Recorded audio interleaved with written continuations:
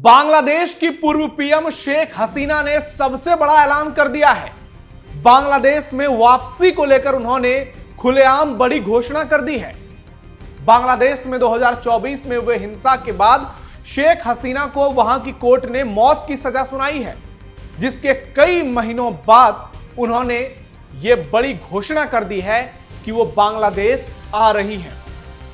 भारतीय TV channel NDTV को दिए हाल के इंटरव्यू में शेख हसीना ने ऐलान किया है कि उन्हें मौत का कोई डर नहीं, क्योंकि उन्होंने अपने खिलाफ दिए गए फैसलों को अवैध, असंवैधानिक और राजनीतिक रूप से प्रेरित माना है और यह कहा है कि मेरे खिलाफ कई साजिशें रची गई, लेकिन हर साजिश के जाल को तोड़ते हुए मैं जनता के वोट से 5 बार प्रधानमंत्री चुनी गई और देश के अभूतपूर्व विकास के लिए काम किया।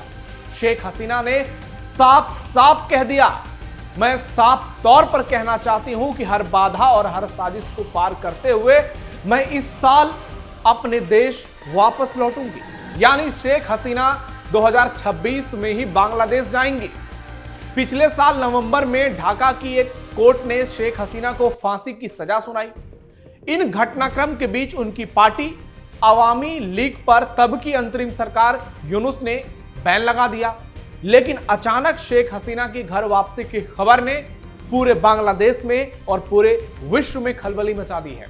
साथ ही मौजूदा पीएम तारिक रहमान के चीन प्रेम ने भी ढेर सारे सवाल खड़े किए हैं, जो भारत बांग्लादेश संबंध के लिए सबसे बड़ा टर्निंग पॉइंट है। ऐसे में सवाल है, क्या तारिक चीन की चाल में फंसते जा रहे हैं और क्या भारत ही शेख हसीना की बांग्लादेश वापसी की स्क्रिप्टिंग कर रहा है? नमस्कार, टर्निंग पॉइंट देख रहे हैं आप। मैं हूं नवेंदु और आज के इस वीडियो में आपको बताऊंगा कैसे शेख हसीना की घर वापसी की तैयारी चल रही है और कैसे तारिक रहमान धीरे धीरे चीन प्रेम में फंसते जा रहे हैं।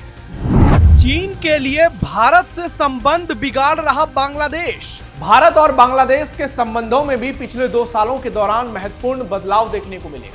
छात्र आंदोलन के बाद शेख हसीना के सत्ता से हटने और भारत आने के बाद दोनों देशों के रिश्तों में तनाव बढ़ गया और स्थिति ऐसी कि बांग्लादेश की सड़कों पर तो जबरदस्त नंगा नाच देखने को मिला। हिंदुओं को लटकाया गया, खुलेआम जलाया गया, उनकी हत्या की गई। बांग्लादेश लगातार शेख हसीना के प्रत्यर्पण की मांग करता रहा है। हालांकि फरवरी 26 में बांग्लादेश में हुए चुनाव में प्रधानमंत्री तारिक रहमान की जीत के बाद दोनों देशों के संबंधों में थोड़ी ठीक ठाक स्थिति देखने को मिली। 17 करोड़ की आबादी वाले बांग्लादेश में नई सरकार बनने के बाद द्विपक्षीय संवाद जरूर तेज हुआ। स्थिति पहले से कुछ बेहतर हुई जब जिहादी यूनुस था। इसी महीने भारत ने बांग्लादेशी नागरिकों के लिए पर्यटक वीजा फिर से जारी करने का फैसला किया है। ढाका में भारत के नए उच्चायुक्त दिनेश त्रिवेदी ने 25 जून को बताया कि पर्यटन वीजा की प्रक्रिया 28 जून से दोबारा शुरू की जा रही है और वो देखने को मिला। और उन्होंने कहा था कि हमें उम्मीद है कि हमारे दोनों संप्रभु देशों के बीच के संबंध और मजबूत होंगे। लेकिन तारिक के चीन दौरे ने फिर कई सवाल खड़े कर दिए और यहां से शेख हसीना की वापसी की बात फिर से शुरू हो गई। जिनपिंग की धुन पर नाचने लगे तारिक रहमान। बांग्लादेश के नए प्रधानमंत्री तारिक रहमान ने परंपरा को तोड़ते हुए अपने पहले विदेश दौरे के लिए भारत की जगह चीन को चुना। जी हां, यह ढाका की नई सरकार की विदेश नीति में बहुत बड़ा बदलाव है। तारिक रहमान के चीन दौरे का फोकस मुख्य तौर पर रक्षा और रणनीतिक समझौता था, जैसे चीनी लड़ाकू विमान खरीदने के लिए रास्ता तैयार करना और तीस्ता नदी और मोंगला पोर्ट को बीजिंग के हवाले करना। ये दोनों सीधे तौर पर भारत के खिलाफ कदम है। मोंगला पोर्ट और तीस्ता नदी में चीन का आना भारत के चिकन नेक यानी सिलीगुड़ी कॉरिडोर के लिए खतरनाक साबित हो सकता है और बार बार बांग्लादेश इसकी धमकी भी देता है। हालांकि आज के नए भारत से टकराना इनके लिए बस की बात नहीं है। बांग्लादेश के पॉलिटिकल और डिप्लोमेटिक एनालिस्ट सैयद बदरुल एहसान ने नॉर्थ ईस्ट न्यूज में लिखा है कि रहमान की चीन यात्रा से भारत और बांग्लादेश में उन लोगों को काफी निराशा हुई जिन्हें यह लग रहा था कि उनकी पहली विदेश यात्रा दिल्ली की ही होगी। भारत के विदेश मंत्री एस जयशंकर ने पिछले साल दिसंबर में बेगम खालिदा जिया के निधन के बाद रहमान तक दिल्ली की आधिकारिक संवेदना पहुंचाने के लिए ढाका की यात्रा की थी। इसलिए उम्मीद की जा रही थी कि सरकार के प्रमुख के तौर पर रहमान सबसे पहले दिल्ली जाएंगे। लेकिन तारिक ने ऐसा नहीं करके बड़ा मैसेज दिया।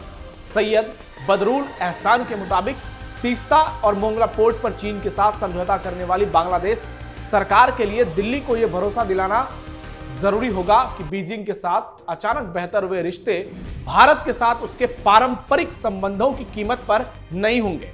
उन्होंने लिखा है कि प्रधानमंत्री तारिक रहमान जल्द ही होने वाला दिल्ली का दौरा भारतीय नेतृत्व को यह समझाने में अहम भूमिका निभाएगा कि बांग्लादेश की प्राथमिकताएं भारत और चीन को एक दूसरे के खिलाफ खड़ा नहीं करती है, बल्कि ढाका वैसे ही संतुलित विदेश नीति अपनाना चाहती है जैसी आवामी लीग सरकार ने 15 सालों तक अपनाई थी और भारत से बेहतर संबंध रखे थे। और इस बीच दोनों देशों की तरक्की साफ साफ नजर भी आई थी। शेख हसीना की वापसी का रास्ता हो रहा तैयार। सैयद बदरुल एहसान के मुताबिक बांग्लादेश में अब फिर से अवामी लीग के ऑफिसेस खुलने लगे हैं। वहीं पिछले हफ्ते अवामी लीग के कार्यकर्ता सरकार की पुलिस और अन्य सुरक्षा एजेंसियों की कार्रवाई का सामना करते हुए पार्टी का स्थापना दिवस मनाने के लिए ऑफिस में जुटे थे, जबकि दिल्ली की शरण में मौजूद शेख हसीना ने एनडीटीवी को दिए इंटरव्यू में कहा कि वो साल खत्म होने से पहले बांग्लादेश लौट आएंगे। हालांकि उन्होंने किसी तारीख का ऐलान नहीं किया, मतलब किस तारीख को वो बांग्लादेश आएंगी। विस्तार में बहुत सारी बातें नहीं बताई कि वो उनकी वापसी का क्या जरिया होगा, किन बातों के तहत वो बांग्लादेश आएंगी, जहां मोहम्मद यूनुस के समय उन्हें मौत की सजा सुनाई गई थी। लेकिन सवाल ये उठता है, क्या दिल्ली की सरकार शेख हसीना के ढाका लौटने को लेकर आश्वस्त होगी, या दिल्ली और ढाका के बीच कोई ऐसी व्यवस्था हो सकती है या हो चुकी है जिससे पूर्व प्रधानमंत्री की घर वापसी आसान हो सके। उन्होंने लिखा है कि बेशक फिलहाल ये सब कयास ही है, लेकिन आज बांग्लादेश की एक कड़वी सच्चाई ये है कि बीएनपी सरकार के कार्यकाल में वहां कानून व्यवस्था लगातार बिगड़ती जा रही है।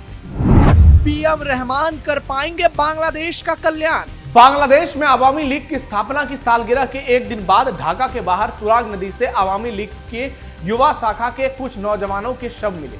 इससे पता चलता है कि सरकार हालात को संभालने में पूरी तरह से सफल नहीं है। स्थिति बद से बदतर हुई है। देश की अर्थव्यवस्था लगातार गिर रही है, जबकि सरकार ने देश में सुलह सफाई को बढ़ावा देने के लिए बहुत कम या ना के बराबर कोशिशें की। पूर्व सूचना मंत्री हसनुल हक इनू को एक मामले में 10 साल की जेल की सजा सुनाई गई है। यह मामला भी गैर कानूनी तरीके से मोहम्मद यूनुस के समय शुरू किया गया था। इन सबके बीच अच्छी बात यह है कि भारत को लेकर नफरती बयानबाजी और हिंदुओं के खिलाफ हिंसा थोड़ी कम जरूर हुई है, हालांकि जिनके खून में ही यही है। जबकि भारत के नए उच्चायुक्त दिनेश त्रिवेदी ने पिछले हफ्ते वीजा निलंबन हटा लिया। इस कदम के बाद पहले ही दिन 1 लाख से ज्यादा बांग्लादेशी वीजा आवेदन जमा करने के लिए भारतीय वीजा केंद्र पर पहुंच गए।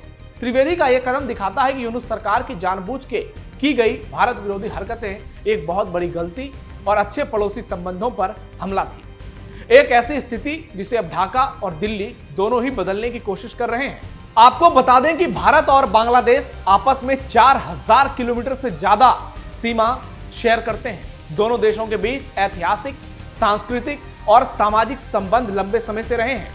हालांकि कुछ मुद्दों पर मतभेद भी रहा है, लेकिन शेख हसीना के शासनकाल के दौरान पीएम मोदी ने रिश्तों को सबसे बेहतर मोड़ पर पहुंचाया।